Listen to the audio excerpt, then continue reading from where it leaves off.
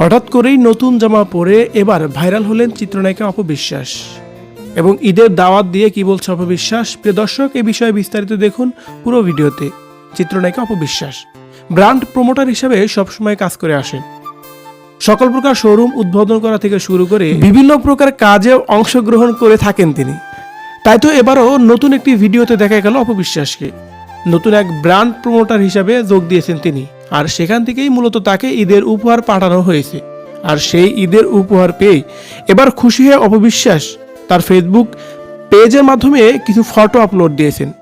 ফটোগুলোতে অপবিশ্বাসকে দেখতে যেন অসাধারণ লাগছে। সত্যি তার এই ফটোগুলো দেখে প্রশংসায় ভাসিয়েছে ভক্তবিন্দুরা। ফটোগুলো আপলোড দিয়ে অপবিশ্বাস ক্যাপশনে লিখেছে, সবাইকে অগ্রিম ঈদ মোবারক, সবার ঈদ খুব ভালো কাটুক, আমার ঈদ শপিং তো ডান, আপনারাও করে ফেলুন।